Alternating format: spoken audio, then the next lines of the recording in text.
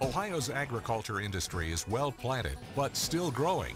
From the fields to the research lab, learn how the state's largest industry is contributing to Ohio's economic future. Next, on Ohio Means Business.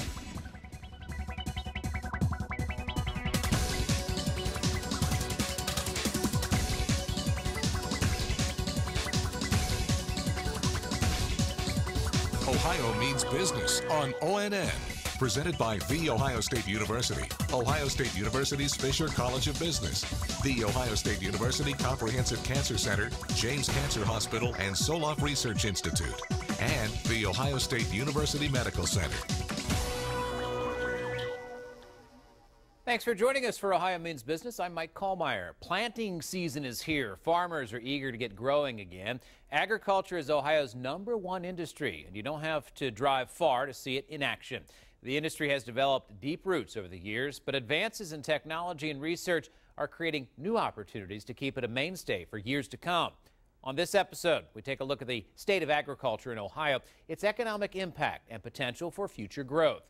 Coming up, we head to the farm to learn about Ohio's top crops, corn and soybeans. Also ahead, we'll cast a line into a small but fast-growing industry in the Buckeye State, fish farming. Learn why Ohio is leading the nation in aquaculture. And later, the bottom line on Ohio's agriculture industry and what it means for the state's economic future. But first, some fast facts about this massive industry. Agriculture pumps about $93 billion into Ohio's economy every year. It employs 1 out of every 7 Ohioans, or roughly 1 million people. There are nearly 76,000 farms and 800 food production facilities in the Buckeye State. Ohio is one of only 4 states in which more than 50% of its land is classified as prime farmland. Nearly all of Ohio farms are family-owned and operated, including Fred Yoder Farms in Plain City, Ohio. He's a third-generation corn grower and has held numerous leadership roles in the farming industry, including president of the National Corn Growers Association. We recently traveled to Plain City to get his view from the top. Fred, thanks for having us out to the corn farm on a rainy day. We appreciate it. Glad to have you out. We're sitting here in one of your warehouses amongst all the seed corn and the soybean seeds. You obviously are a corn farmer. Corn is high maintenance, as you were saying, right? Well, it's a management thing. It really is tedious. But yet, like right now, we're waiting in this. You know, as you know, it's raining. It's time to plant corn. Last year at this time, we were half done with the corn planting, so we were anxious to get to the field to get this crop in the field and get it growing. And then we'll spend the rest of the summer tending to it, fertilizing it, and weeding it, and so forth. And then we'll harvest it in October. Sometime later in the fall, you'll finally come to harvest. Now, where do you send your corn, and where do different Ohio farmers send their corn? Well, I'll tell you, in central Ohio here, we have a great corn market. We have all kinds of different places we can go. Most of my corn goes to the ethanol market in either Bloomingburg or Marion, or we got a high fructose corn syrup plant in Dayton. A lot of it goes there. And I sell an awful lot to the chicken farms up in Marion County as well. So we really do have a lot of choices here in central Ohio, which is not to say that the rest of the country it has, but we do it right here. What is the state of the industry? Do things look good right now, or have they been better? Actually, I think it's probably as good as it's been in many, many years. I've been farming for about 35 years, and I've never seen opportunities like this in agriculture, mainly because the profits we're getting today it comes from the market. In the old days, we had to depend on the government programs to help sustain us, but in those days it was a supply-driven market where, you know, we just managed the supply. But today it's a demand-driven market. So, in other words, the more we grow, the more demand we'll have for it. We got great demand, whether it's overseas as exports, whether it's domestically in biofuels or animal feed. So today is a chance of a lifetime, really. I think it's interesting, the supply and demand. When you talk about a corn farmer, you really can't have too much out there, and you can't have too little. It's very precise, isn't it? It's very precise, but the one thing that the corn farmer has going for us is that we have multiple uses. It's not like some other crops, that like wheat, for instance, where it's mainly for food or feed. Well, we have some other things like ethanol and bioproducts that we can make stuff out of. So therefore, if one market is a little bit sluggish or got a surplus, we move to a different market. So we have a lot of different options as corn, but with that comes a lot of risk.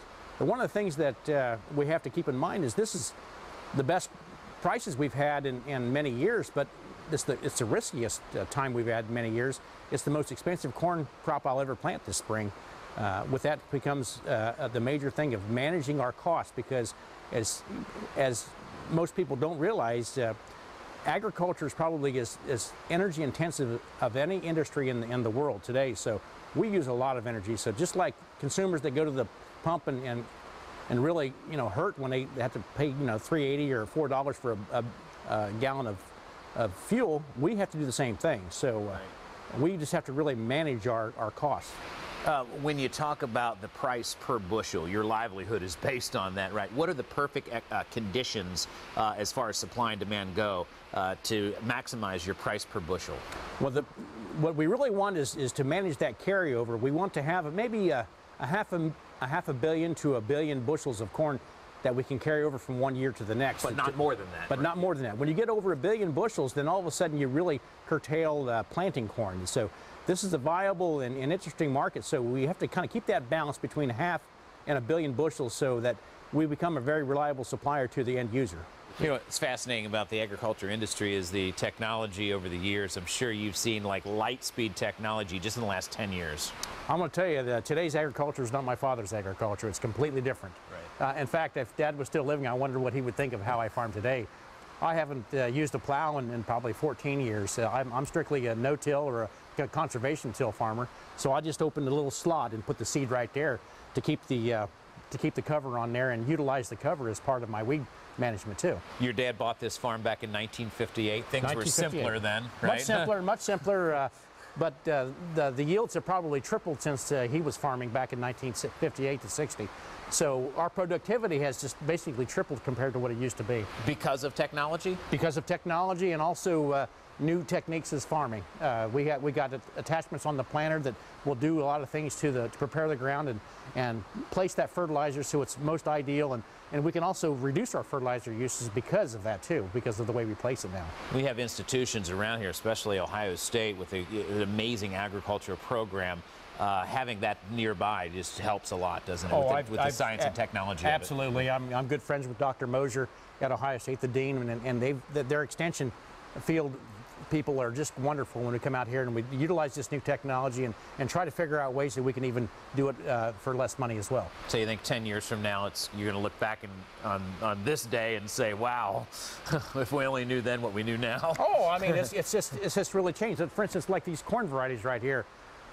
These corn varieties we're sitting right here, that's actually resistant to specific insects. We don't have to use a broad spectrum insecticide to kill insects now, because this corn here it's rootworm resistant. So all of a sudden, just by putting one particular gene in this variety, a rootworm will bite into it and die.